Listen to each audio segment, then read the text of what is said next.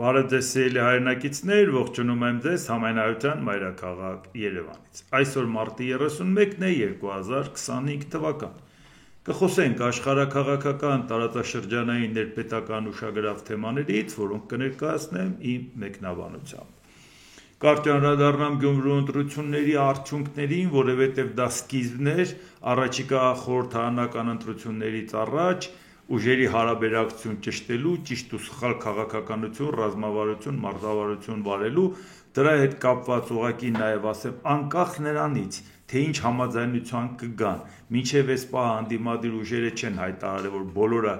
միասնական որոշում են ընդդիմության թեկնածուին պաշտպանեն, թե այլ տարբերակներ կմտածեն, դա դնենք մի կողմ, այնինչ մասին, որ պետք է խոսենք, դրանից այդ ասացի որակը չի փոխվում, որովհետև ենթադրենք ընդդիմությունը միասնական հանդես եկան, ինչ համարենք Գյումրիում ընդդիմությունը հաղթեց իշխանությանը, այսինքն ով հաղթեց, նախկինները հաղթեցին գործող իշխանությանը, նախկիներն այնքան վատն էին, որ ժողովուրդը ընտրեց այս իշխանությանը, հիմա այս իշխանությունն այնքան վատն է, ժողովուրդը ընտրեց նախկիններին, կոնկրետ կան իհարկե մարդիկ, որ դա հաղթանակ են տոնում, միայն թե իշխանությունը պարտվի, որովհետև իրանք նախկինների թիմակից են, նախկինների համակիր են, հաջողություն իրանց, ես ոչինչ չունեմ ասելու, բայց ես գտնում եմ, որ մեր նպատակը ոնց որ թե պետքա լինել այլընտրանք թե այս իշխանությանը, թե նախկիններին, ու ոչ մի պարագայում իշխանությունը կհաղթի, թե նախկինները կհաղթեն, դա իմ կարգի մտածող մարդու համար երկու դեպքն էլ պարտություն է, այսինքն դա ընդհանրապես թեմա չկա, դրա համար նույնիսկ չեմ էլ ուզում երկար քննարկեմ, եթե այսպես պայմանավորվեն, այնպես պայմանավորվեն, ու պետք էլ չի մեղադրել ժողովրդին, բա ինչի գնացին այդպես ընտրեցին, իսկ ինչ ներկայացվեց ժողովրդին, միակ ուժը, որի հետ կապված կարելի էր հետաքրքրություն ունենալ Եվրոդաշինքն էր, որն ասում էր, որ մեր նպատակն է եվրոպական ուղղությամբ գնալը, հարցը նա է, որ մինչև ընտրությունները ես այդ թեմայով չխոսեցի, անգամ խորհրդարանում երկրորդ ընթերցման օրենքը ընդունվեց, թե ինչ կարգի վերապահումների մասին կարելի էր խոսել, որ հանկարծ որևէ ձևով իմ խոսքը որևէ ազդեցություն չունենա ընտրությունների արդյունքի վրա, թեկուզ փոքր, դες մեծ ազդեցություն ինչ պետք է ունենար, բայց ամեն դեպքում մարդիկ գնային, իրանք մասնակցեին եւ տեսնեին արդյունքները։ Եվ գիտեք, այստեղ խնդիրը ինչու՞մ է կայանում, որ 5% չհաղթահարելը դա իսկապես ցախողում էր, որովհետեւ այսպես նայենք Հասարակության 50%-ից ավելը մենք գիտենք, որ գտնում է, որ Հայաստանի ապագան Եվրամիության անդամակցությունն է, բայց եթե հավաքական 3 ուժ, որոնք նախաձեռնությամբ հանդես են եկել, օրենքի նախագիծը անցել 60,000 ստորագրություն են հավաքել, եւ այդ օրենքը երկրորդ ընթերցմամբ ընդունվեց ընտրությունից մի քանի օր առաջ, այսինքն դա էլ իրանց բոնուս, ոչ թե ամսվա սկզբին ոնց որ նախատեսում էր այլ ամսվա վերջին, դա էլ իրանց բոնուս, որ տեսեք մենք ենք այդ ուժը Եվրոդաշինքով գնում ենք, եթե հաղթենք դրանով էլ գնալու ենք խորհրդարանական ընտրությունների, բայց այնուամենայնիվ հասարակությունը համոզիչ չհամարեց։ Եթե իրենք բարձր տոկոսներ ստանային, որով գնային հաջորդ քայլը, անկեղծորեն ես ձեզ կասեի, որ Ժորժ ջան, իմաստ չունի որևէ այլ արևմտամետ ուժերի համախմբման մասին մտածել։ Ավելի լավ է այդ մարդկանց օգնենք, մարդիկ իրաց գործը անում են։ Պատահական չի, որ ասի սպասենք Գյումրու ընտրություններն ավարտվի, որպեսզի մենք կարողանանք գնահատական տալ այդ ճամփաբաժանը, ինչ ենք անում։ Եվ փաստորեն ստացվեց, որ չկարողացան ուղղակի հասարակության համար համոզիչ երևալ, որ իրանք իշխանության հետ չեն։ Իհարկե կարող են մեղադրել ժողովուրդը չհասկացավ, գաղափարը չընտրեց։ Չէ, ժողովուրդը հասկացավ Նիկոլ Փաշինյանից չտարանջատված ընդդիմությանը չընտրեց, որովհետև իրանց տառապանքն էլ փորձ ունի։ Այո, համոզիչ չեղան։ Շատ ա եղել այդ մասին նաև ակնարկել եմ տարբեր ժամանակներ ու ասել եմ, որ կտրվեք իշխանությունից, եթե չկտրվեք, չի ստացվելու դա, որովհետև նա ով գնա իշխանությանը պետք է ընտրի, իշխանությանը կընտրի, ինչի պետք է ձեզ ընտրի, նա ով իշխանությանը տանել չի կարողանում, պետք է գնա ընդդիմությանն ընտրի, ինչի պետք է ձեզ ընտրի։ Այս խնդիրը իսկապես առաջանալու էր։ Ու նույնիսկ այն հայտարարությունը, որ մենք կոալիցիա չենք կազմելու իշխանության հետ, միևնույն է դա համոզիչ չէ, որովհետև մարդկանց համար Երևանյան ընտրությունը աշների առաջ էր։ Երևանում կոալիցիայով չմասնակցեց Հանրապետություն կուսակցությունը ՔՊ-ի հետ, որպեսզի ժողովրդին ասել Ժորժ ջան, ձեր ցավը տանեմ, մենք եկել ենք միասին մասնակցել ենք, դուք գիտեիք, որ մենք միասին ենք, դուք էլ ձայն եք տվել, մեզ ինչու՞մ եք մեղադրում։ Ոչ, ԿՊ-ն առանձին մասնակցեց, հանրապետությունն առանձին, հանրապետությունը տարավ ընդդիմադիր ձայներ, վերջում գնաց դա նվիրեց ԿՊ-ին, միասին իշխանություն կազմեցին։ Այդ դրա համար նույնիսկ եթե ասես, որ գիտես ինչ, մենք միասին չենք, մարդը չի հավատում։ Մարդը տեսնում է, որ Երևան քաղաքի բոլոր ոչ պոպուլյար, բոլոր հասարակության համար մերժելի բոլոր կարգի որոշումները կամ Երևանում տիրող շատ հարցերի անտերությանը ուղղակի տերա նաև Հանրապետություն կուսակցությունը, որը Եվրոդաշինքի անդամ է։ Էնպես որ մարդկանց պետք չի ասել դուք չհասկացաք, գաղափարը չընտրեցիք։ Իրանք կարող է ընտրեին գաղափարը, բայց ներկայացնում դրա համար եմ ասում, չեմ խոսել այդ մասին, մանավանդ որ երկրորդ ընթերցման ընդունվելուց հետո այդ օրենքը փաստորեն այլևս զրկեց հնարավորություններից հանրակրվե անելու։ Ինչի, որտեղ նպատակը հանրակրվե անելն էր։ 60,000 ստորագրություն է հավաքել, 50,000-ը բավարար էր, որպեսզի գնաց խորհրդարան, կամ իրանք դնեն հանրակրվեի, կամ եթե մերժեն գնաց 300,000 ստորագրություն հավաքես տնես հանրակրվեի, որտեղ հանրակրվեն միայն մի դեպքի համար է, որ վերպետական կառույցին անդամակցելու համար է հանրակրվեն։ Իսկ ընդամենը օրենք ընդունել, որ մենք գործընթաց ենք սկսում, դրա համար ինչ հանրակրվե։ Գործընթացը դա կառույցին միանալու հայտ չի, դիմում չի։ Կապ չունի 10 տարի հետո կընդունվեց թե 20, բայց դա դիմում հայտ չի։ Հիմա այսօր ստացվեց այնպես, որ կազմակերպիչները գոհ են, իշխանությունն էլ ասեց, ինչ օրենք ենք ընդունում, մեկը ասել ենք, որ անդամակցության խնդիր չի սրանով լուծվում, եւ դրանով հաջորդ քաղաքացիական նախաձեռնության հայտը 6 ամսից շուտ չես կարող անել համանման ձևով։ Մինչև ստորագրություն հավաքես կգա հաջորդ ընտրությունը։ Այսինքն այլևս Եվրամիության անդամակցության հանրակրվե ուղղակի չեղավ։ Անցյալ տարի, երբ որ դեռ իրանք չէին մտածում քաղաքացիական նախաձեռնության, մարդիկ հիշում են, ես նաև հասարակական կազմակերպություն էի գրանցել հատուկ այդ նպատակի համար, որ դա անենք, բայց երբ որ իրանք արեցին, այդ քաշվեցի, ասի Ժորժ ջան, մենք կրկնվող բաներ չենք անելու։ Եթե իրանք կանեն, իրանց հաջողություն,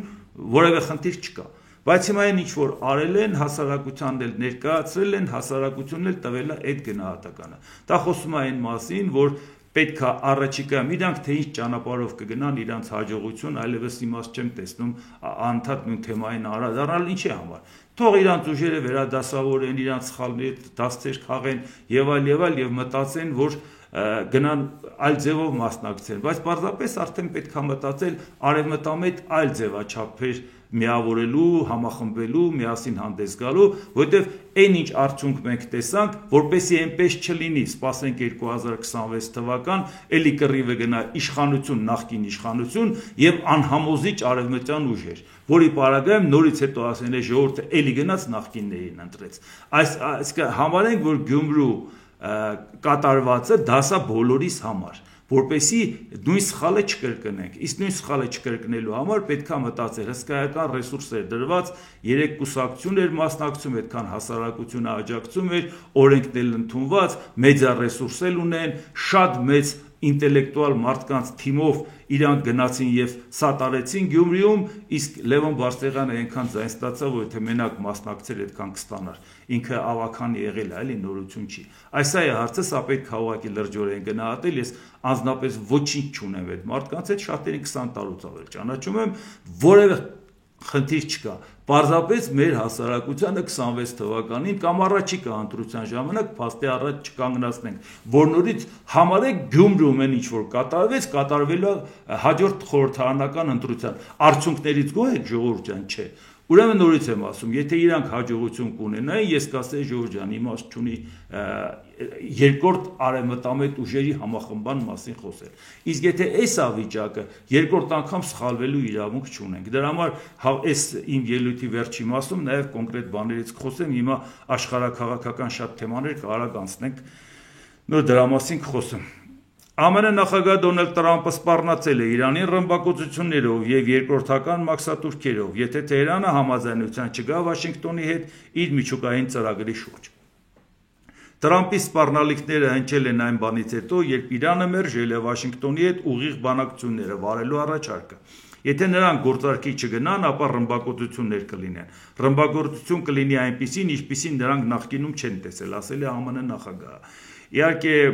այնպես չի, որ հավատում ենք, որ անպայման դապտի տեղի ունենա, կարող է լինել, կարող է չէ, բայց եւ միևնույն ժամանակ մեզ համար մտահոգիչ է ոչ միայն այն, որ դա տեղի կունենա, այլ այս սպառնալից տոնը Իրան, Ամերիկայի Միացյալ Նահանգներ, որտեղ երկուսի պարագայում էլ ոնց որ մենք խնդիր չունեինք ոչ Իրանի հետ, ոչ Միացյալ Նահանգների։ Իրան Միացյալ Նահանգները դեռ չգիտենք խնդիր ունենք թե չէ, կամ ինքը մեծ հետ խնդիր ունի թե չէ, կամ տարածաշրջանը ինչ է պատկերացնում, իսկ Իրանը որ ներքաշվի այս կոնֆլիկտների մեջ, մեկը ըլնի իր հարցերը լուծի։ Հայաստանի հետ կապված այլևս մենք չենք կարող որևէ ակնկալիք ունենալ։ Առավելևս, երբ որ տեսնում ենք, թե Ադրբեջանը, Թուրքիան ինչպիսի քայլեր են անում Ամերիկայի ուղղությամբ, Ադրբեջանը Իսրայելի միջոցով, Թուրքիան էլ ուղիղ։ Այնպես որ այս հարցը մեզ համար պետք է մեր ուշադրության կենտրոնում լինի։ Իրանի հոգևոր առաջնորդ Այաթոլլահ Խամեյնին քիչ հավանական է համարում, որ ԱՄՆ-ն փորձի հարվածել Իրանին արտաքին ուժերով։ Միևնույն ժամանակ Խամենեին խոստացել է կոշտ պատասխան տալ երկրի ներսում ապստամբություն հրահարելու ցանկացած փորձի դեպքում։ Իրանական հրթիռները տեղակայված են ստորգետնյա բազաներ ունեցող բոլոր քաղաքների արձակման կայաններում եւ գտնվում են լիակատար մարտական պատրաստության մեջ։ Դրանք կարող են ակտիվացվել ԱՄՆ-ի կողմից իրավիճակի սրման դեպքում։ Նրանք ԱՄՆ-ն եւ Իսրայելը սպառնում են մեզ, եթե նրանք չար մտադրությամբ գործողություններ ձեռնարկեն, ինչը քիչ հավանական է, ապա կստանան անհամեմատ ավելի ուժեղ եւ կոշտ պատասխան, հայտարարել է Խամենեին։ Իհարկե դեռ անցյալ տարի ընտրություններից առաջ դեմոկրատները, ես այս մասին խոսել ենք, նրանք ովքեր հետևում են կհիշեն, ասում են որ Կամալա Հարիսը ինչքան էլ ուզում է փորձի շարունակել Բայդենի քաղաքականությունը շատ զգուշավոր է, դա իրան հաջողություն չի բերի։ Նա պետք է հստակ ուլտիմատում ներկայացներ Իրանին, եթե դու օգնում ես Ռուսաստանին, ապա դու խնդիր ես ունենալու ընդհանուր միջև հարված ուտելը, որովհետև Ռուսաստանը ագրեսոր է, օկուպանտ է, իսկ մենք պաշտպանում ենք իր տարածքը պաշտպանող Ուկրաինային, հավաքական արևմուտքով։ Այդ հարցում հաղթաթղթերը Միացյալ Նահանգների կողմից էր, բայց այսօր Իրանին ճնշելու հաղթաթղթերը այդքան էլ համոզիչ չի, որովհետև հենց Ամերիկան է օկուպանտի հետ համագործակցում նոր աշխարհակարգ ստեղծելու հարցում Ռուսաստանի հետ։ Այդ իսկ պատճառով այլևս այն մեկուսացված Իրանը չի։ Դրա համար է Իրանը ասենց այսպես ասած հանդուգն ձևով արտահայտում, թե խփեն պատասխանը կստանան։ Այնպես չի, որ Ամերիկան հնարավորություն չունի կամ Իսրայելը լուրջ հարված հասցնելու, անգամ կործանարար հարված հասցնելու։ Բայց եւ միևնույն ժամանակ Իրանը մտածում է, որ Ամերիկան այդ պահը բաց թողեց, որ արդարությունը իր կողմն էր։ Դու հրթիռներ ես տալիս, դրոններ ես տալիս Ռուսաստանին, որը օգտագործում է մի պետության դեմ, որի տարածքա մտե։ Այսօր դա չի արդարացվում, որտեղ Ամերիկայի Միացյալ Նահանգները արդարացնում է Ռուսաստանի կողմից Ուկրաինայի տարածք մտնելը եւ ընդամենը գործարքից է կախված ինքը որի կողմից կլինի։ Օգտակար հանածոները Ռուսաստանի հետ օգտագործի Ուկրաինայի դեմ կլինի, Ուկրաինայի հետ օգտագործի Ռուսաստանի դեմ կլինի։ Այսինքն այդ դեպքում արդեն համոզիչ չի այդ սպառնալիքը, որը որ հնչում է։ Դրա համար էլ Իրանը հասկացավ, որ այն ժամանակ Իրանը վախվորած էր, ասում էր դե զենք չեմ տալի Ռուսաստանը։ Հիմա այդքան վախվորած չէ, դենքը չի վախենում, ասի տալիս եմ, թե չեմ տալիս, որովհետև տեսնում է, որ Ամերիկան էլ է Ռուսաստանի հետ գործընկեր, էլ ինքը ինչ խնդիր ունի այդ հարցում։ Դրա համար սա մեզ համար իսկապես խնդիր է, մենք տեսնում ենք այս փոխադարձ սպառնալիքները, առճակատումները, հուսանք, որ այնուամենայնիվ դա բախումների չի հանգեցնի, խորքային օբյեկտներ կան, որոնք որ մեր սահմանն են մոտ, մենք սեյսմիկ ակտիվ գոտում ենք, մենք չգիտենք այդ հարվածները ինչի կհանգեցնի, ինչ կարգի պայթյունների, որը կառաջացնի ինչ-որ գործողություն, տեղից էլ երկրաշարժ տեսած մարդիկ ենք, էլի։ Այսինքն ոչ մեկը չգիտի դրա հետևանքները ինչ կարող է լինի, ոչ մեկը չգիտի օդը, ջուրը կախտոտվի,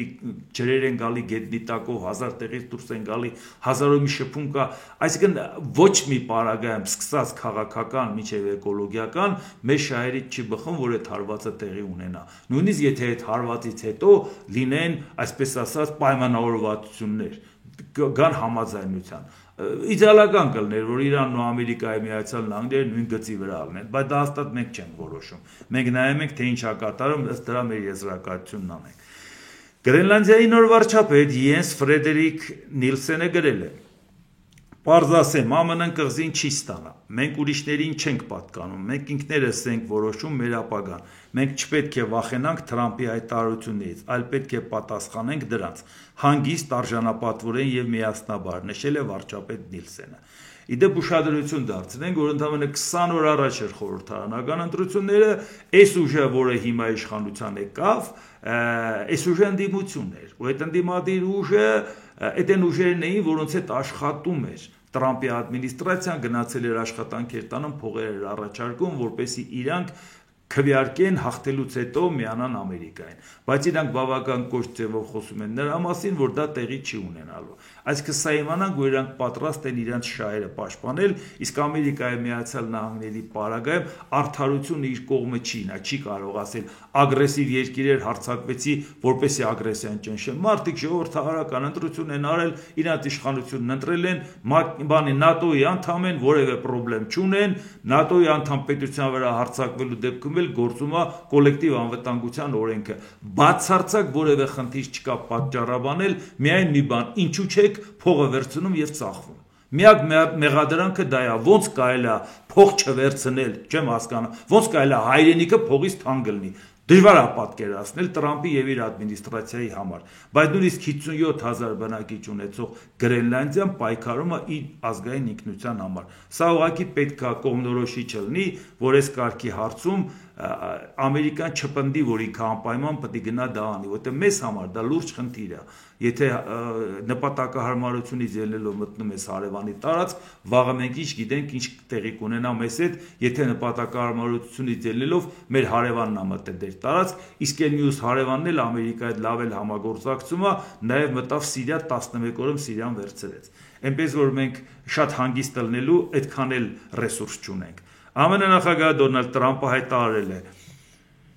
Միանա ՆԱՏՕ-ին, բայց հասկանում է, որ դա երբեք տեղի չի ունենա։ Վլադիմիր Զելենսկին ցանկանում է, որ Ուկրաինան դառնա ՆԱՏՕ-ի անդամ։ Դե ինչ, նա երբեք չի դառնա ՆԱՏՕ-ի անդամ։ Նա դա հասկանում է։ Այստեղ խնդիրը նորից գալիս է նրան, որ այլևս ժամանակավրեպ է, որ ասել Ուկրաինան ՆԱՏՕ-ի անդամ դառնալու, հետո Ուկրաինան նույնիսկ ՆԱՏՕ-ի անդամ դառնալու կարող է չքվեարկեն եւ չդառնա էլ։ Մենք լավ ենք հիշում Թուրքիան ոնց էր ձգձգում, անգամ Շվեդիայի պես անշարժ պետության հարցը բազարի էր նստել Շվեդիայի հետ, բազարի էր նստել Ամերիկայի հետ։ Մինչև այդքան ձգեց, մինչև համաձայնվեց, Ֆինլանդիային համաձայնվեց, Շվեդիային չէ։ Ուկրաինայի հետ կարող է իրոք դժգոհողներ էլի լինեն, այսինքն ասել, որ Ուկրաինան կարող է արագ դառնա ՆԱՏՕ-ի անդամ, դա իրատեսական չէ, բայց հիմա երբ որ Ամերիկան կանգնում ասման Եվրոպայի անվտանգությունը չեն պահելու, եթե իր վրա հարձակվեն, ինչ ՆԱՏՕ։ Այսօրվա դրությամբ այլևս Ուկրաինան դարձել է ուժի կենտրոն։ Ուկրաինայի շուրջ են համախմբվում այն կամավորական երկրները, որոնք համախմբվում են։ Այդ երկրի մեջ կա ոչ միայն ՆԱՏՕ-ի անդամ, հալավ Կանադան ՆԱՏՕ-ի անդամը հասկացանք իրանց հետ է, բայց նույնիսկ Ավստրիան, որ ոչ մի ռազմական բլոկի անդամ չի, Ավստրիան, որ ասել է չմիացող երկրների կազմում հանգիստ թողեք ինձ, ես ոչ մի ռազմական բլոկի անդամ չեմ ելի, բայց Ավստրիան էլ էր մասնակցում այդ հավաքին եւ ասում էր ինչով ձեզ օգնեմ ժողովուրդ ջան։ Ավստրալիան, որը որ Անժուսի անդամ է, ՆԱՏՕ-ի անդամ չի։ Այսինքն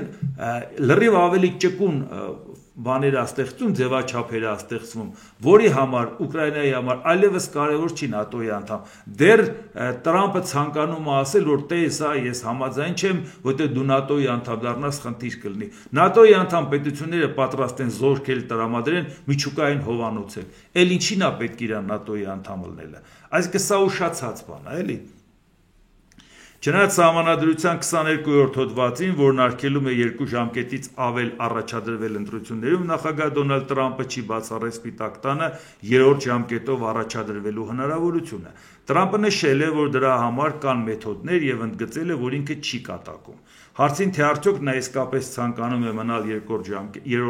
ժամկետում, Տրամպը պատասխանել է. Ես սիրում եմ աշխատել, ես չեմ կատակում, դրա մասին մտածելը դեռ վաղ է։ Իհարկե ոչ իրատեսական բանի մասին անընդհատ խոսելը չեմ կարող հասկանամ, ինչն է պատճառը, որովհետև Սահմանադրության 22-րդ հոդվածը, որը արգելում է 3-րդ ժամկետ առաջադրվելը, այդ Սահմանադրության 22 հոդվածը 4 տարի չարչարվեցին, մինչև ընդունվեց։ Նրանք, ովքեր տեղյակ են Ամերիկայի Միացյալ Նահանգների սահմանադրական փոփոխություններին, լավ գիտեն, թե ինչ ընթացակարգ է անցնում եւ նաեւ նահանգներով եւ այլ եւ այլ։ 4 տարի է տևել, մինչև դա անցել է։ Հետո է կարծում, որ հնարավոր է այդ սահմանադրությունը փոխել, մի բան էլ ասма դեռ վաղ է։ Ինչ է, փորձելու ես ինչ որ օրենքի մեջ ինչ որ բան գտնել, իշխանությունը զավթել, թե ասել ես թակավորեմ, այլ թակավորի ժամկետի ընտրությունը որն է։ Այսինքն Սա խոսում է նրա մասին, որ ցանկանում է ասել, որ ձևը գտնելու ենք շարունակել, հանկարծ չմտածեք 2026 թվականի նոյեմբերին կլինի սենատի ընտրությունները 1/3 ռոտացիան եւ կոնգրեսի ընտրությունները եւ այդ պարագայում հանկարծ չմտածեք ես իշխանությունը կորցել եմ, ես կարող եմ էլի երկարացնել։ Իհարկե, եթե հիշում ենք, որ Ամերիկայի Միացյալ Նահանգներից առաջին նախագահ Ջորջ Վաշինգտոնը երկրորդ ժամկետից առաջ, մի տարի առաջ արդեն նամակով դիմեց, ասեց կարևորը անձի ամբիցիան չի, այլ ծրագրի ու գաղափարի պետության ամբիցիան է եւ դրա պատճառով ընդհանրապես չեմ ցանկանում երրորդ ժամկետի մասին մտածեմ, այն դեպքում, երբ որ սահմանափակում չկար, այն դեպքում, երբ որ ինքը դներ կանցներ, Իրանից հետո ոչ մի հեղինակավոր մարդու մտքով չի անցել դա անի։ Երկու հոգի են դա փորձել, Ուլիս Գրանտը երկու անգամ փորձեց առաջադրվի երրորդ ժամկետի համար, այն էլ անգամ կուսակցության ներսում չպաշտպանեցին իրան եւ այդ տարբերակը չստացվեց։ Մի անգամ է Թեոդոր Ռուզվելտը փորձեց, երկու ժամկետից հետո ինքը փորձեց մի հատ էլ ընդմիջումից հետո մի հատ էլ մասնակցի, հետո էլ կուսակցությունից նեղացավ, որ իրան չպաշտպանեն, ասեց ուրիշ ուժով կմասնակցեմ, հետո գնաց Վուդրո Վիլսոնին պարտվեց։ Բայց դա եղել է մինչև սահմանադրության փոփոխությունը։ Միակ մարդը, որ 4 ժամկետ ընտրվել է, դա եղել է Ֆրանկլին Ռուզվելտը, այն էլ պատերազմական իրավիճակ էր, նույնիսկ իրաց լեգենդար նախագահին ասեցին, անգամ այս լավ օրինակի մեջ կա վատ նախադեպ, պետք է անպայման օրենքը ընդունենք ու փոխեցին։ Բայց նույնիսկ երբ որ անգամ այդ օրենքը փոխեցին, դրանից հետո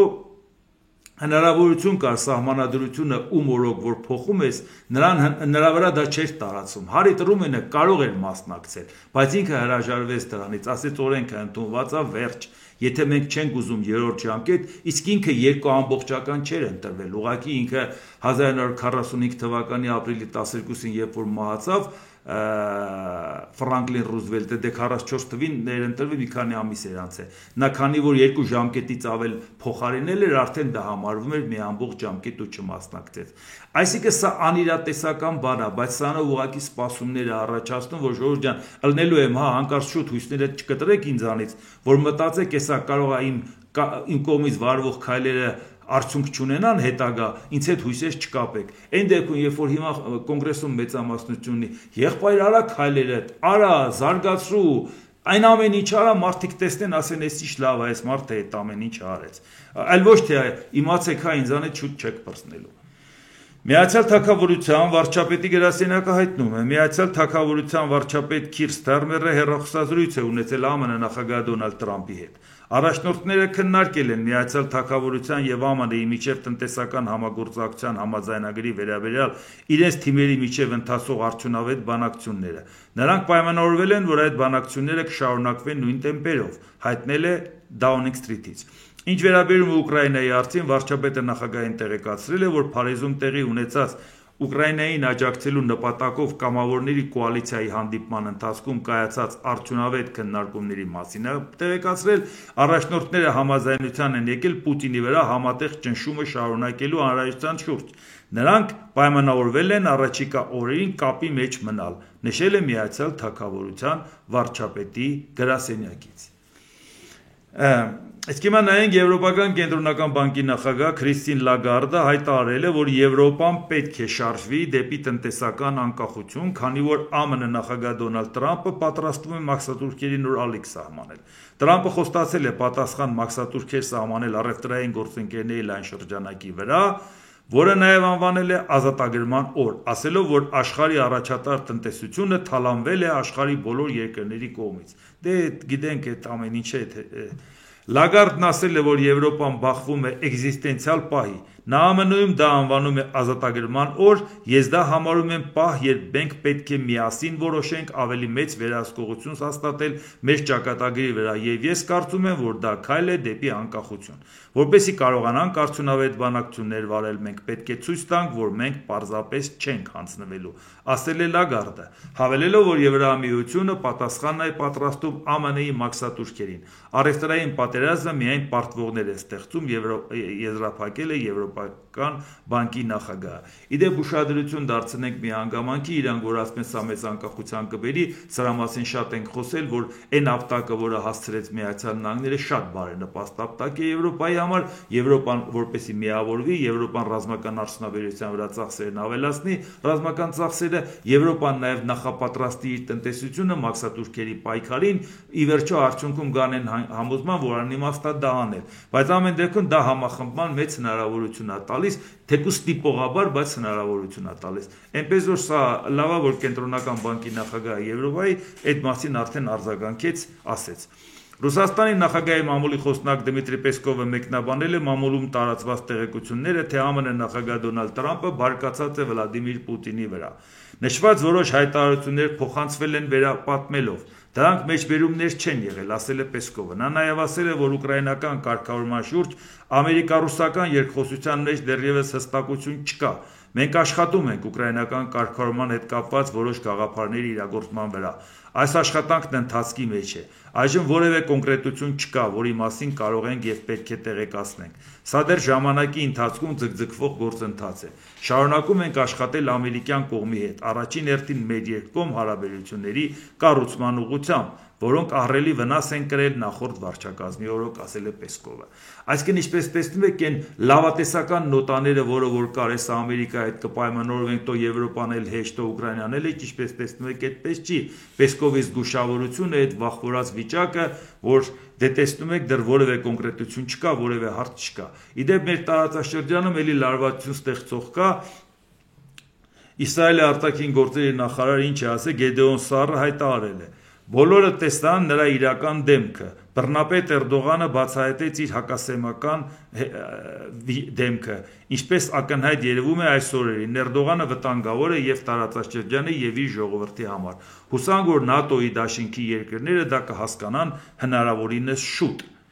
Իսրայելի արտաքին գործերի նախարարի գրառումից հետո Թուրքիայի արտաքին գերատեսչությունն է հանդես եկել գրավոր հայտարարությամբ, որտեղ նշվում է. մենք մերժում ենք Իսրայելի վարչապետ Բենյամին Նեթանյահուի կառավարության արտաքին գործերի նախարարի լկտի ամբարտավան հայտարարությունը։ Այս անհիմն մեղադրանքները Նեթանյահուի եւ նրա համախոհների կողմից կատարված հանցագործությունները կոծկելու ջանքերի մի մասն են։ Հայտարարության մեջ նշվում է, որ այս դիրքորոշումը խորացնում է անհանգստությունն առայն, որ Իսրայելը կարագացնի Գազայում իրագործած ցեղասպանությունը եւ կակտիվացնի իր գործողությունները տարածաշրջանի մյուս երկրներին ապակայունացնելուն ուղղված իր գործունեությունը։ Նաև ընդգծվել է, որ Թուրքիան կշարունակի կանգնել Իսրայելի թիրախում գտնվող քաղաքացիների կողքին եւ պաշտպանել նրանց իրավունքները։ Իրար հաջորդող այս հայտարարությունից հետո Իսրայելի արտաքին գործերի նախարարությունն է մեջբերել Թուրքիայի ԱԳ նախարարության հայտարարությունը եւ գրել. Ինչն էր անհանգստացնում Թուրքիայի ԱԳՆ-ին։ Ահա բռնապետի խոսքերը պարզաբանելու մի եղանակ։ Հստակեցրեք, որ Էրդողանը հակասեմիտ չէ, որ նա հայրական պետության հանդեպ մոլեգին ատելություն չի տածում։ Բոլորին է հայտնի, թե Էրդողանն ինչ է արել տարածաշրջանի ազգերին ու ժողովուրդներին Կիպրոսից մինչև Սիրիա։ Իդեպ ասեմ, սա այն դեպքն է, որ Թուրքիան իր հարաբերությունները կարգավորելով Ամերիկայի հետ, Իսրայելն էլ կարգավորելով Ամերիկայի հետ, Իսրայելն էլ Ադրբեջանի հետ, մեզ համար այս կարգի, եթե լիներ թեկուզ Ամերիկայի միջոցով իրանք սուսուփուս իրար հետ յոլա գնային, այնուամենայնիվ դա մեր շահերից չի բխում, անկեղծ ասենք, որովհետև այդ դեպքում եթե պայմանավորվածության եկան, դա ալնելու է ի հաշիվ մեզ։ Եթե Իսրայելն ու Թուրքիան այնուամենայնիվ շատ լարված լինեն, բախումների մեջ լինեն, եթե իրանք Ամերիկայի Միացյալ Նահանգների հետ անդադ իրանց հարաբերությունները ճշտեն, Թուրքիան մտածի ես եմ քո համար կարևոր գործընկեր, Իսրայելն ասի ես եմ կարևոր գործընկեր, այդ ժամանակ կարող է մի քիչ մոռանան նոր օջախ բացեն Հայաստանի հետ կապված։ Այնպես որ կարող է լավ չի որ տենց ասում են, բայց իրանց բարեկամությունը հաստատ օգուտ մեզ չի։ Իրանց հակառակվելը ավելի դրական կարող է լինի մեզ համար։ Մենք չենք իրանց կռվածնում, ուզեմ ասեմ, մենք պետք է նաև ուսումնասիրենք մեր քայլերը։ Մեր պարագայում բացարձակ ցանկալի չի, որ Իսրայելը եւ Թուրքիան, նույնիսկ եթե նորմալ հարաբերություն չունեն, միջնորդավորված լավ լինեն իրար հետ, որովհետեւ վատ են լինելու մեզ հետ։ Այնպես որ եթե ավելի ակտիվ իրար հետ առճակատման գնան, դրանից հաստատ մենք չենք դժի։ ԱՄՆ նախագահ Դոնալդ Տրամպը մեղադրել է Ուկրաինայի նախագահ Վոլոդիմիր Զելենսկիին ԱՄՆ-ի հետ օգտակար հանածոների շուրջ համաձայնագրի ստորագրումից հրաժարվելու համար։ ԱՄՆ նախագահը նշել է, նա փորձում է հետ կանգնել հազվագյուտ հանածոների գործարքից եւ եթե դա անի կունենա մեծ խնդիրներ։ Իհարկե սա էլի նորից գալիս է մի հարցին, որ Ուկրաինան ցանկանում է դրա դիմաց երաշխիքներ ստանա, ցանկանում է, որ իր ինքնուրույնությանը այնպիսի վնաս չհասցվի այս պայմանագրերով, վաղը մյուս օրը եթե լինի Եվրամիության անդամ, Եվրամիության օրենքներով խաղի կանոնների մեջ չի տեղավորվի, եթե Ամերիկայի Միացյալ Նահանգների հետ կապված հարաբերությունները ինքնիշխանության հատված կորցրածելի, թեկուզ տնտեսական ինքնիշխանության։ Դա է Զելենսկու պայմանները, որ ասում եկեք դա քննարկենք։ Բայց դրան զուգահեռ Ռուսաստանն արդեն խոսում է նրա մասին, որ Ռուսաստանն ու ԱՄՆ-ն սկսել են հազվագյուտ մետաղների նախագծերի շուրջ քննարկումները։ Հազվագյուտ մետաղները համագործակցության կարևոր ոլորտ են եւ իհարկե մենք քննարկումներ ենք սկսել Ռուսաստանում տարբեր հազվագյուտ մետաղների նախագծերի վերաբերյալ, ասել է Ռուսաստանի պաշտոնյան։ Դրա համար հիմա ստեղ արդեն մի հատ էլ խոսենք նրա մասին, որ Գերմանիայի նախագահ Ֆրանկ Վալտեր Շտայնմայերը ժամանել է Հայաստան, մարտի 30-ից ապրիլի 2-ը տարածաշրջանային այցի շրջանակներում նա կլինի Հայաստանում եւ Ադրբեջանում։ Գերմանիայի նախագահ Ֆրանկ Վալտեր Շտայնմայերը այցելել է Հայոց ցեղասպանության հուշահամալիր, իհարկե նա հանդիպել է նախագահի հետ, վարչապետի հետ, տարբեր այցելություններ ունեցել։ Ֆրանկ Վալտեր Շտայնմայերը շնորհավորել է Երևանի եւ Բաքվին խաղաղության համաձայնագրի տեքստի շուրջ համաձայնության հասնելու համար, նշելով, որ փաստաթուղթը կարող է ճանապարհ բացել տարածաշրջանում երկարաժամկետ խաղաղության համար։ Շտայնմայերը կոչ է արել կողմերին շուտապույտ ստորագրել վավերացնել ու իրագործել խաղաղության պայմանագիրը։ Իհարկե դեռ չէր հասցրել ինքը դա ասի, արդեն Ադրբեջանից արձագանքել էին, որ Ադրբեջանի արտգործնախարարությունը հաղորդում է, Ադրբեջանում Գերմանիայի դեսպանը կանչվել է Ադրբեջանի ԱԳՆ, նրան խիստ բողոքի նոտա են հայտնել Գերմանիայի նախագահի կողմից սոցցանցում Արցախի դրոշի հրապարակման առնչությամբ։ Իհարկե Երևանում գտնվող Գերմանիայի նախագահ Ֆրանկ Վալտեր Շտայնմայերն իր սոցիալական ցանցերում լուսանկար է հրապարակել Արցախի դրոշով եւ անդրադարձել արցախահայության թեմային։ Իհարկե այն, որ ինքը առաջարկում է շուտապույտ ստորագրել, գիտենք այդ դժվարությունները, նախապայմանները Ադրբեջանը, որ ներկայացնում է, Գերմանիայի կանցլեր, ներողություն նախագահը մեծ լիազորություններ չունի, արարողակարգային ներկայացչական պաշտոն է դա, առանձնապես դրա համար իր ձեռքից շատ բան այսպես ասած չի գալի, բայց Ֆրանկ Վալտեր Շտայնմայերը ինքը անձնական իր որակներով բավական հայտնի հանրային գործիչ է աշխարհում, որի պարագայում իր անձնական որակներով կարող է ինքը ինչ-որ հարցերում կարողանա դերակատարությունն, բայց հաստատ դա այն չի, որ կարողանա Հայաստանի եւ Ադրբեջանի հարցերը լուծել։ Այո, ինքը եղել է փոխկանցլեր, ինքը եղել է արտաքին գործերի նախարար, դե եթե եղել է արտաքին գործերի նախարար, նշանակում է ռոտացիոն կարգով նաեւ մի տարի եղել է Եվրախորհրդի նախագահ, գիտեք, որ ամեն տարի մի երկիր նախագահումը այդ կառույցի այդ աշխատանքները համակարգում է տվյալ երկրի արտգործ նախարարը։ Այսինքն ինքը լուրջ դերակատարություն ունեցող մարդ է, բայց լիազորությունները բավարար չեն, ուղղակի այդ ամեն ինչը մենք պատկերացնենք։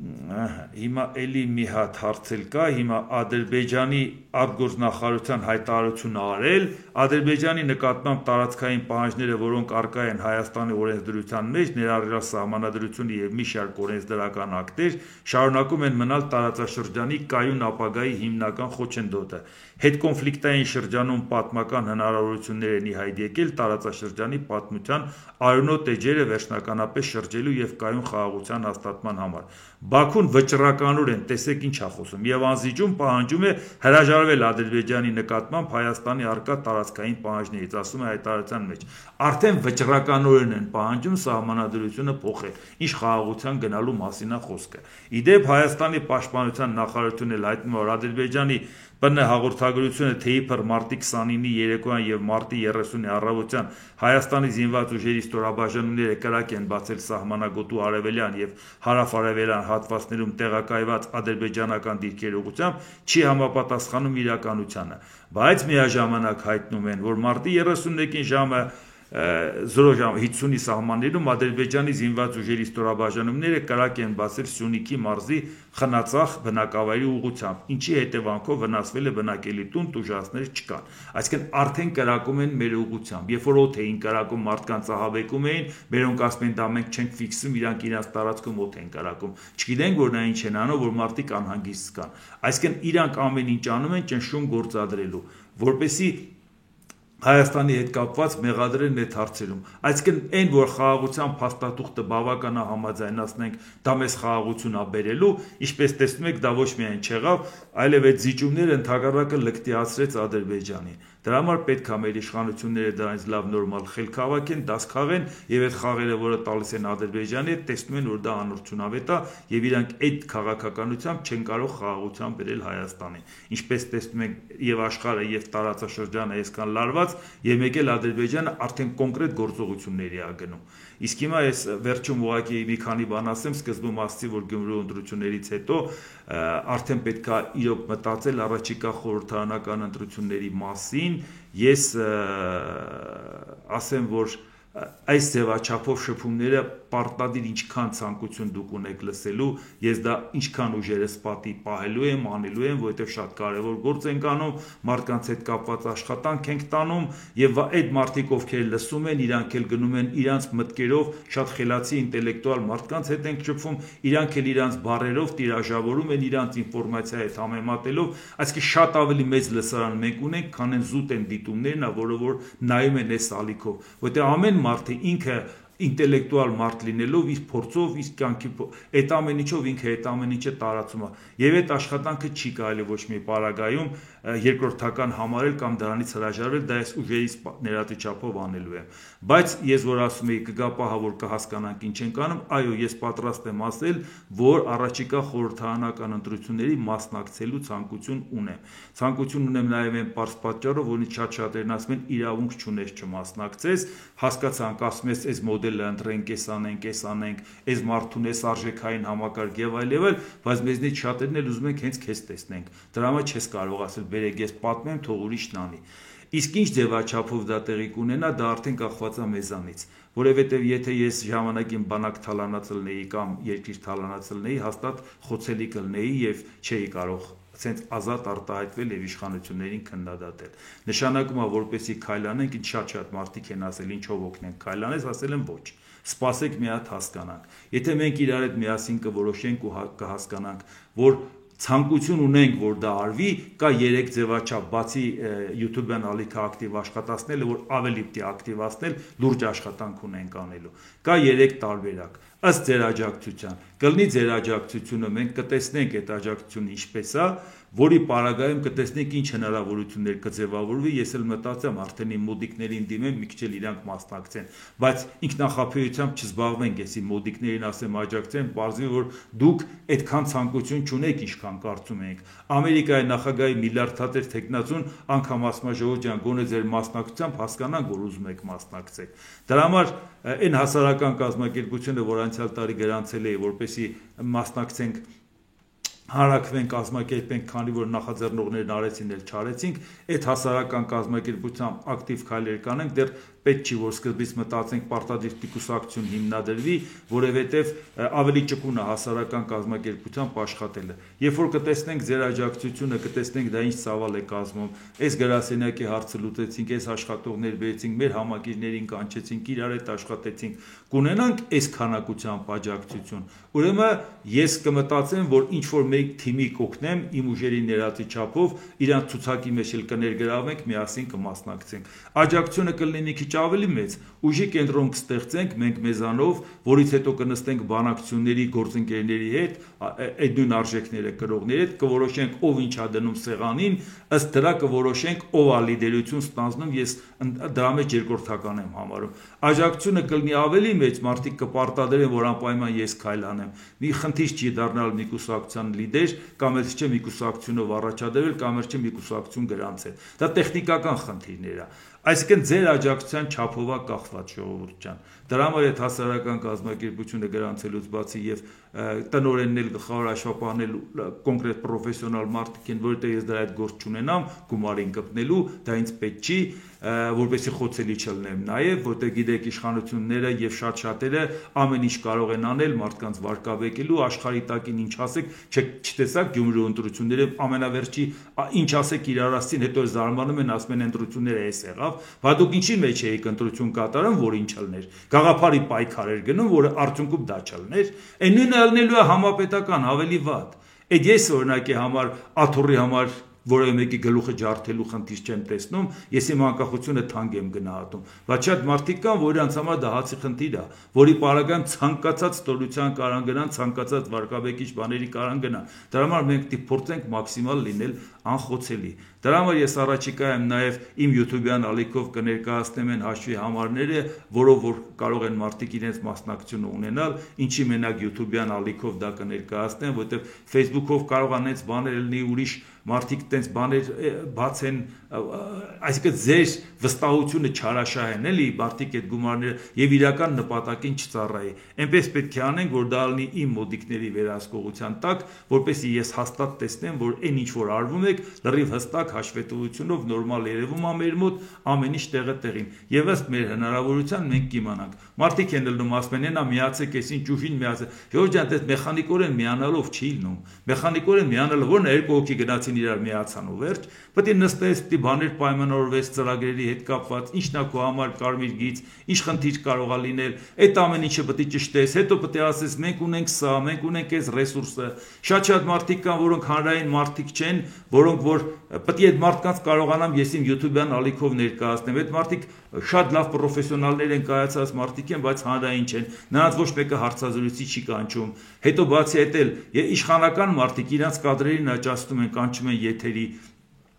ընդդիմություն իր ռեսուրսն ունի, կանչում է իրանց կադրերին, մենք պետք է մերը անենք, որ այդ մարդկանց կանչենք, եթե պետք կլի մի երկրորդ հաղորդաշար էլ ավելացնեմ, թեկուզ ինձ համար դժվար կլինի, բայց գոնե անենք, շաբաթը մեկ կլի, հետո կդարձնենք, մինչև ամեն օր կդարձնենք, որպեսզի այդ հայտնի մարդկանց, այն մարդկանց, ովքեր մեր թիմակից, գաղափարակից մարդիկ են, կարողանանք մեր լսարանով այդ մարդկանց ներկայացնել, մինչև իրանց նաև ուրիշ տեղ կկանչեն։ Շատ ծավալային բաներ կա անելու, ժամանակն է շատ կարճ է, բայց քանի որ մենք որոշել էինք, որ հասկանանք, որ Գյումրիի ընտրությունն է այդ ստարտը, այդ ամեն ինչը սկսելու, առաջիկայում ես կմտածեմ այդ ձևերը ոնց ձեզ ներկայացնեմ, եթե կստանամ ձեր հավանությունը անելու առաջի տարբերակը կանենք դա, երկրորդ տարբերակը կանենք դա, երրորդ տարբերակը կանենք դա, բայց YouTube-յան ալիքը պետք է ակտիվացնել, որովհետև մեր անկախության ամենամեծ չափը դա է։ Ես շատ դեպքերում դες չեմ էլ ասում, որ աջակցեք ալիքին, ես անհարմար եմ զգում ասելու, ով հարմար գտնում է անում է, ով չէ, բայց հիմա արդեն եթե մենք այդ ալիքով պետք է մեր գործը անենք, որովհետև